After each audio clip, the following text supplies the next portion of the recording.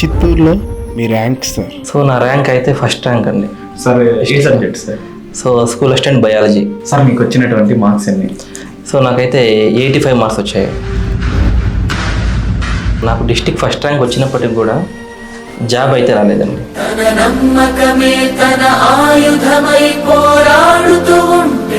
కొంచెమేం కాదు, చాలా బాధ. ఎలా అంటే మామూలుగా మనకు సో ఏదో హాఫ్ మార్క్లోనో లేదా 1 మార్క్లోనో మనకు జాబ్ మిస్ అయితేనే మనకు చాలా బాధపడతాం. లేదా మన ముందర వరకు వచ్చి మన ముందర ర్యాంక్ అతనికి జాబ్ వచ్చి మనకు జాబ్ రాలేదనుకోండి, అక్కడ కూడా ఇంకా ఎక్కువ బాధపడతాం. అరే నా ముందర వరకు జాబ్ వచ్చింది, నాకు జాబ్ రాలేదని. అదే ఒక డిస్టిక్ ఫస్ట్ ర్యాంకర్గా ఉండి కూడా జాబ్ అనేది నాకు రాలేదు. సో అది చాలా పెయిన్ఫుల్ అనమాట. సో దాన్ని ఓవర్కమ్ చేయడానికి నాకు చాలా టైం పట్టింది.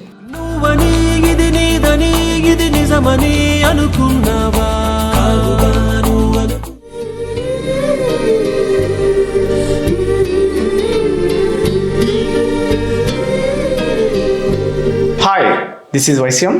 సో మేము చేసేటువంటి వీడియోస్ మీ వరకు రావాలంటే జస్ట్ అక్కడ ఉన్నటువంటి సబ్స్క్రైబ్ బటన్ అయితే నొక్కి పట్టుకోండి. సో ఈ వీడియో నచ్చినట్లయితే జస్ట్ ఒక లైక్ అయితే ఇవ్వండి. సార్ గురించి అయితే ఒక కామెంట్ అయితే ఖచ్చితంగా మీ నుంచి అయితే ఆశిస్తున్నామండి. సో రెహమాన్ సార్ యొక్క సక్సెస్ స్టోరీ మీకు కూడా కావాలనుకుంటే మన ఛానల్లో ఉంది, ఒకసారి చెక్ చేసుకోండి. మిగిలినటువంటి videos SA mathematics and SA physical science కూడా మీ ముందుకైతే దగ్గరలోనే తీసుకొని వస్తానండి. వీడియో లోపలికైతే వెళ్ళిపోదాం. హాయ్, నా పేరు యోగేంద్ర. సార్ మీ పేరు? నా పేరు అబ్దుల్ రెహమాన్. సార్ చిత్తూరు డిస్టిక్లో మీ ర్యాంక్ ఎంత? సో నా ర్యాంక్ అయితే ఫస్ట్ ర్యాంక్ అండి. సార్ ఏ subject sir? So school assistant biology. Sir మీకు వచ్చినటువంటి మార్క్స్ ఎన్ని? సో నాకైతే 85 మార్క్స్ వచ్చాయి. సార్ మీకు టెట్లో ఎన్ని మార్క్స్ వచ్చాయి సార్? సో టెట్లో నాకు 127 మార్క్స్ ఉన్నాయి. సార్ మీరు ప్రజెంట్ అయితే ఎక్కడ పనిచేస్తున్నారు? సో నాకు డిస్టిక్ ఫస్ట్ ర్యాంక్ వచ్చినప్పటికి కూడా జాబ్ అయితే రాలేదండి. సార్ కారణం ఏంటి? సో యాక్చువల్గా ఏంటంటే వెరిఫికేషన్ నాటికి నా దగ్గర సర్టిఫికేట్స్ ఉన్నాయి. బట్ ఏంటంటే వాళ్ళు ఇచ్చిన కట్ ఆఫ్ డేట్కి నా సర్టిఫికేట్ ఇష్యూ కాలేదు. సార్ ఏ డేట్ కట్ ఆఫ్ డేట్ ఉంది? So cut off date May 15, 2025. May 15. Sir మీకు ఎప్పుడు ఇష్యూ అయింది అప్పటికి? సో సర్టిఫికేట్ ఇష్యూ అనేది నాకు జూన్ స్టార్టింగ్లో వచ్చింది. సార్ ఎవరిది మిస్టేక్? సో మిస్టేక్ సో యాక్చువల్గా అయితే నేను ఏమనుకుంటున్నా అయితే యూనివర్సిటీ వాళ్ళు డిలే చేశారు. సో యూనివర్సిటీ వాళ్ళు త్వరగా సర్టిఫికేట్స్ ఇచ్చుంటే సో ఈరోజు నేను అసిస్టెంట్ జాబ్లో ఉండేవాడిని. స్టేట్లో మీలాగే అంటే జాబ్ కుట్టిన తర్వాత కూడా జాబ్ ఇవ్వలేని సిచ్యువేషన్ చాలా మంది చూసి ఉంటారు మీరు. సార్ ఎంతమంది ఉండొచ్చు, ఏంటి ప్రాబ్లం సార్? సో సేమ్ అదే మాతో పాటు చదివిన ఒక 9-10 మెంబర్స్ ఉన్నారు. సో వాళ్ళకి ఏంటంటే ఇదే ఎగ్జామ్స్ అయిపోయాయి, బట్ రిజల్ట్స్ వచ్చేసాయి. సర్టిఫికేట్ లేట్గా ఇష్యూ కావడం వల్ల సో సర్టిఫికేట్ వెరిఫికేషన్ నాటి మా దగ్గర సర్టిఫికేట్ ఉన్నా కూడా ఆ కట్ ఆఫ్ డేట్ మేము రీచ్ కాలేకపోయాం అనమాట. కాబట్టి మాకు జాబ్ ఇవ్వలేదు. ఆ సర్టిఫికేట్ వెరిఫికేషన్లో మీరు చూసినటువంటి ఇబ్బందులు ఏంటంటే వాళ్ళు బాగా స్ట్రిక్ట్గా చెక్ చేశారు. ఇబ్బంది ఏమొచ్చిందంటే మా సర్టిఫికేట్స్ చెక్ చేసే సమయానికి ఏమైందంటే కట్ ఆఫ్ డేట్ తర్వాత మా సర్టిఫికేట్ ఇష్యూ అయిందనమాట. సో కట్ ఆఫ్ డేట్ తర్వాత మా సర్టిఫికేట్ వచ్చింది కాబట్టి మీరేం రిక్వెస్ట్ చేయలేదా? సో రిక్వెస్ట్ చేసాం వాళ్ళకి. సో రిక్వెస్ట్ చేయడం కంటే ముందు వాళ్ళే వెరిఫికేషన్ చేసే వాళ్ళే అడుగుతున్నారు, సార్ మీరే వెళ్ళండి, డిఓ సార్ దగ్గరికి వెళ్ళి మాట్లాడండి, ఆర్జేడీ సార్ దగ్గరికి వెళ్ళి మాట్లాడండి, రిక్వెస్ట్ చేయండి. సో మీది ఫస్ట్ ర్యాంక్ కదా, సో ఫస్ట్ ర్యాంక్ అయ్యి ఉండి కూడా మీకు జాబ్ రాకపోవడం వల్ల మాకే బాధగా ఉంది అని చెప్తుంటే జస్ట్ నేను నవ్వుతున్నా వాళ్ళ ముందర. ఆ మాట చెప్తుంటే నవ్వు వస్తుంది నాకైతే. సరే, మరి మీకు కూడా బాధ అనిపించింది, మరి బాధని ఎలా? కొంచెమేం కాదు, చాలా బాధ. ఎలా అంటే మామూలుగా మనకు సో ఏదో హాఫ్ మార్క్లోనో లేదా 1 మార్క్లోనో మనకు జాబ్ మిస్ అయితేనే మనకు చాలా బాధపడతాం. లేదా మన ముందర వరకు వచ్చి మన ముందర ర్యాంక్ అతనికి జాబ్ వచ్చి మనకు జాబ్ రాలేదనుకోండి, అక్కడ కూడా ఇంకా ఎక్కువ బాధపడతాం. అరే నా ముందర వరకు జాబ్ వచ్చింది, నాకు జాబ్ రాలేదని.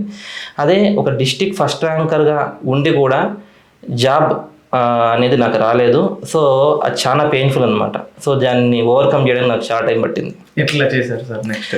సో దానికి ఓవర్కమ్ చేయడానికి మెయిన్ రీజన్ ఏమంటే మా వైఫ్ అనమాట.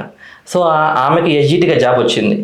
సో ఆమెలో ఆ హ్యాపీనెస్ చూసుకొని నా బాధను అయితే నేను తగ్గించుకున్నాను. సో అక్కడ ఒకవేళ నా వైఫ్కి జాబ్ రాలేదనుకోండి, లేదా నా వైఫ్ జాబ్ తెచ్చుకోకుండా ఉంటే నేను ఇంకా ఎక్కువ సఫర్ అయ్యేవాడిని. సో ఫస్ట్ ర్యాంక్ వచ్చి కూడా నాకు జాబ్ రాలేదనేది సో నా మైండ్లో ఇప్పటికీ తిరుగుతూనే ఉంది. సో బట్ ఓవర్కమ్ చేశాను దాన్ని అయితే నేను. సార్ నెక్స్ట్ టార్గెట్ ఏంటి? సో మళ్ళీ రాస్తాను, వదిలేదు లేదు, మళ్ళీ రాస్తాను, మళ్ళీ అసిస్టెంట్ రాస్తాను. సో ఈసారి ఫస్ట్ ర్యాంక్ వస్తుందో లేదో నాకు తెలియదు, కానీ ఖచ్చితంగా జాబ్ అయితే కొడతాననే కాన్ఫిడెన్స్ నాకు ఉంది. సార్ ఫస్ట్ డిఎస్ అటెంప్ట్ ఎప్పుడు చేశారు, ఎక్కడ చేశారు? సో ఫస్ట్ అయితే తెలంగాణలో డిఎస్సి అటెంప్ట్ చేశానండి నేను. Okay. సో 2017 అది నా ఫస్ట్ డిఎస్సి తెలంగాణ అటెంప్ట్ చేశాను అనమాట. సో అటెంప్ట్ చేస్తే అక్కడ జాబ్ వచ్చింది, నాన్ లోకల్ కేటగిరీ కింద జాబ్ వచ్చింది. సో అక్కడ ఆదిలాబాద్లో ఒక 1 year పాటు వర్క్ చేశాను. సో దాని తర్వాత 2018 డిఎస్సి ఇక్కడ ఏపీలో రాశాను. ఓకే.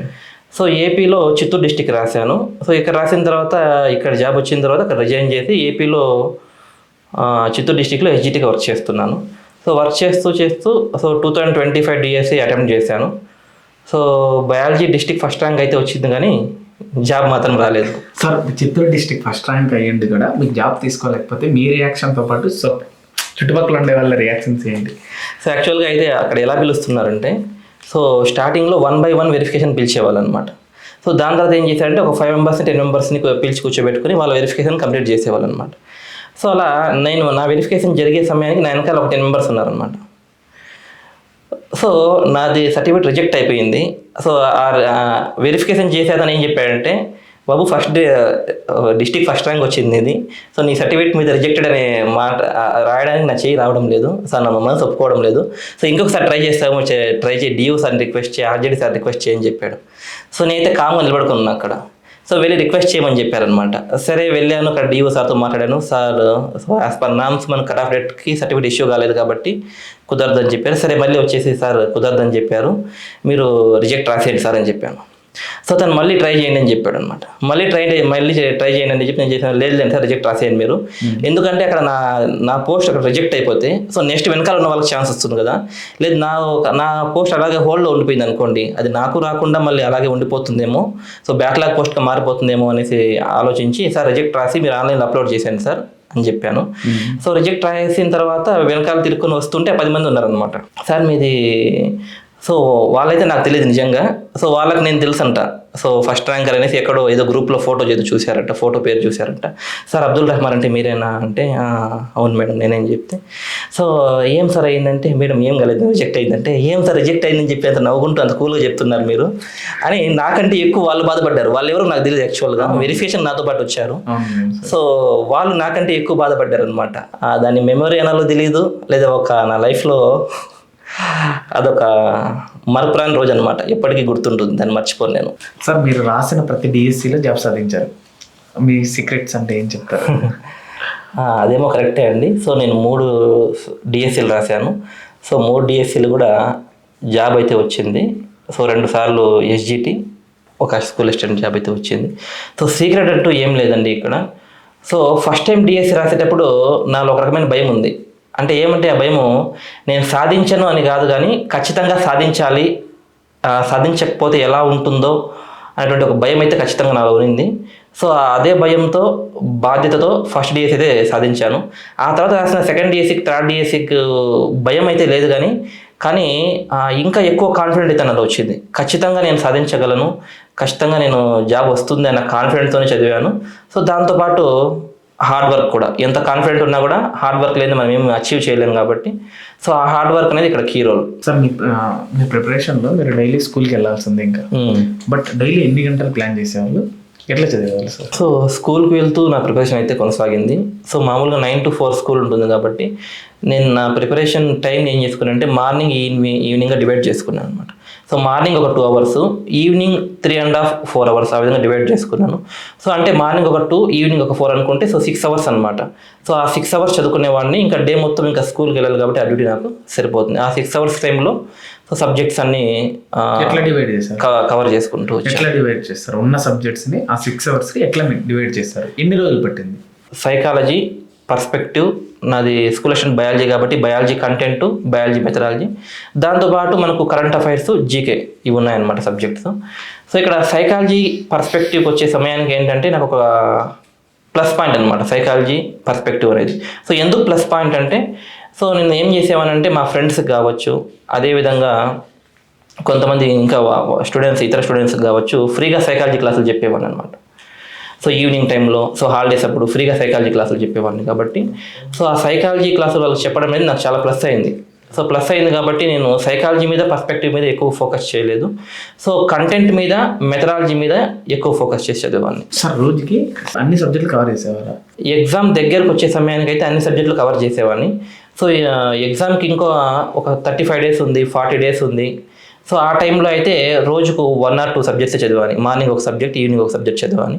సో ఎగ్జామ్ దగ్గర వచ్చేసే సమయానికి త్వరగా రివిజన్ చేయాలి కాబట్టి అప్పుడు అన్ని సబ్జెక్ట్స్ 1 by 1 చదివాని. సరే, ఎస్ఏ బయాలజీలో జాబ్ సాధించాలి అంటే కీ రోల్ అంటే ఏం చెప్తారు? సో ఎస్ఏ బయాలజీలో బయాలజీ కంటెంట్ అనేది అన్ని కాన్సెప్ట్స్ ఈజీగా అందరికి వచ్చి ఉంటాయండి. బయాలజీ అనేది సో బయాలజీ రాసే వాళ్ళందరికీ బయాలజీ అనేది చాలా బాగా వచ్చి ఉంటుంది, అక్కడ ఇబ్బంది లేదు కంటెంట్ అనేది. బట్ అక్కడ కీ రోల్ ఏంటంటే psychology, perspective, science, methodology. So ఇది చాలా కీ రోల్ అనమాట. ఎందుకంటే సో బయాలజీలో అందరికీ 1 or 1 బిట్ లేదా 2 బిట్లు డిఫరెంట్ ఉంటుంది అనమాట. సో ఇక్కడ మార్క్స్ అనేది తగ్గిపోతుంది సైకాలజీ, పర్స్పెక్టివ్, తర్వాత సైన్స్, మెథడాలజీ దగ్గర. సో వీటి మీద మనం ఫోకస్ చేయగలిగితే సో మంచి మార్క్స్ అనేది మనము గెయిన్ చేయొచ్చు. 2025 డిఎస్సిలో జీకే ఎలా చదివారు? ఎన్ని మార్క్స్ వచ్చాయి? జీకే అనేది కరెంట్ అఫైర్స్తో పాటు చదివాను నేనైతే. సో జీకేని కరెంట్ అఫైర్స్ నుంచి డివైడ్ చేయలేం, అదేవిధంగా కరెంట్ అఫైర్స్ని కూడా మనం జీకే నుంచి డివైడ్ చేయలేం. సో రెండింటికి కోరిలేషన్ అనేది ఉంటుందన్నమాట. సో ఇక్కడ జీకే కరెంట్ అఫైర్స్ దగ్గర ఏంటంటే మామూలుగా నాతో పాటు మా మిస్సెస్ కూడా ఎస్జిటికి ప్రిపేర్ అయ్యేవాళ్ళు, ఎస్జిటి తెలుగు ప్రిపేర్ అయ్యేవాళ్ళు.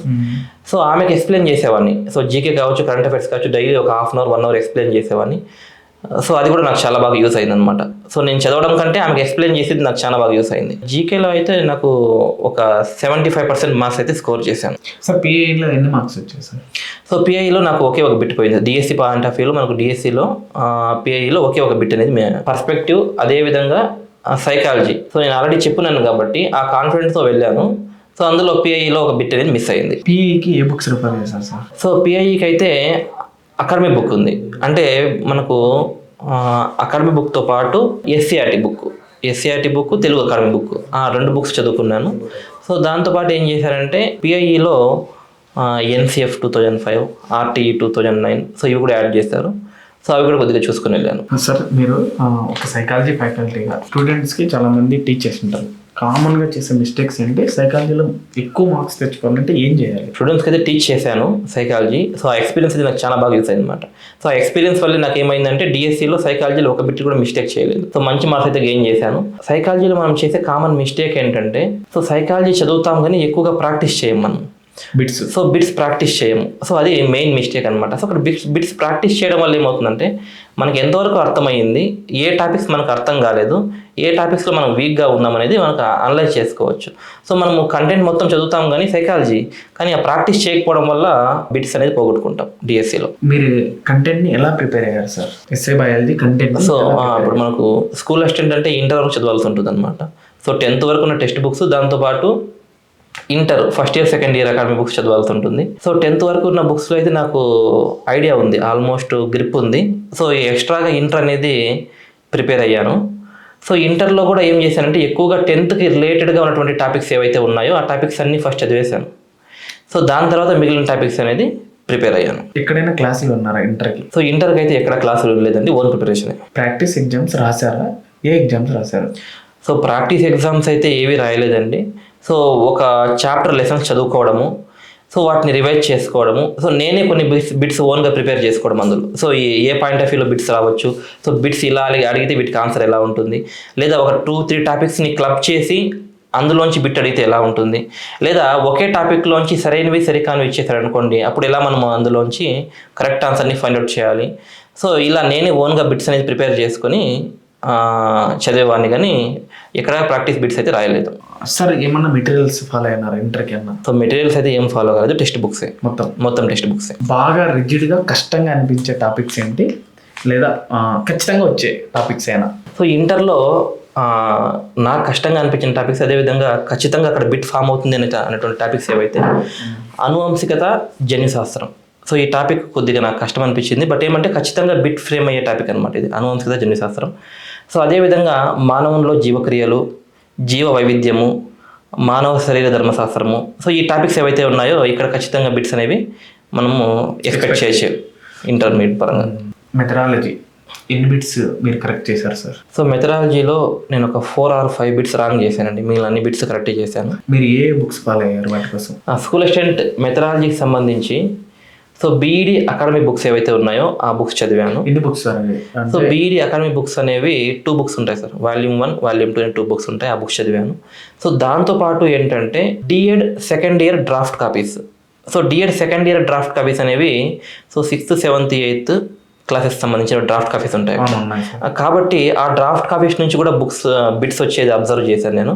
కాబట్టి D Ed second year draft copies, అదేవిధంగా బీఈడి మెథడాలజీకి సంబంధించి అకాడమిక్ బుక్స్ ఇవి చదివాను. ఓల్డ్ బుక్స్ ఉన్నాయన్నారు సార్, అవి ఏమన్నా రెఫర్ చేశారా? ఓల్డ్ బుక్స్ అయితే నేను రెఫర్ చేయలేదు, బట్ చేసుంటే అయితే బాగుండేదేమో. సో అంత టైం అయితే దొరకలేదు. సార్ మీరు డిఎస్సి ప్రిపరేషన్ ఎన్ని రోజులు? సో నా డిఎస్సి ప్రిపరేషన్ అయితే చాలా తక్కువ టైంలో అయితే క్లోజ్ అయిపోయింది. సో ఎందుకంటే డిఎస్సి నోటిఫికేషన్ నుంచి డిఎస్సి ఎగ్జామినేషన్కి ఉన్నటువంటి తక్కువ సమయం అనేది ఒక రీజన్ అయితే, ఇంకొక రీజన్ ఏంటంటే నేను స్కూల్లో ఎడ్జిట్గా వర్క్ చేయడం వల్ల నాకు దొరికే టైం కూడా తక్కువే అనమాట. సో మార్నింగ్ ఈవినింగ్ చదవాలి. సో అదేవిధంగా ఏదైనా హాలిడేస్ వచ్చినా లేదా స్కూల్లో ఏదైనా లీజర్ పీరియడ్ అలా దొరికినప్పుడు చదువుకోవాలి. కాబట్టి నాకు దొరికిన టైం అయితే తక్కువే. నేను ముందు నుంచి కొద్దిగా మార్నింగ్ ఈవినింగ్ ప్రిపేర్ అయ్యేవాడిని, కానీ పూర్తిగా నోటిఫికేషన్ వచ్చిన తర్వాత ఫుల్ టైం అనేది దానికి కేటాయించాను. ఇంకొకటి ఏంటంటే సమ్మర్ హాలిడేస్ రావడం కూడా నాకు కొద్దిగా కలిసి వచ్చింది. సో ఆ టైంలో ప్రిపరేషన్ అనేది ఫుల్ స్వింగ్లో జరిగింది. సార్ ఎగ్జామ్ హాల్లో మీ మైండ్ సెట్ ఏంటి?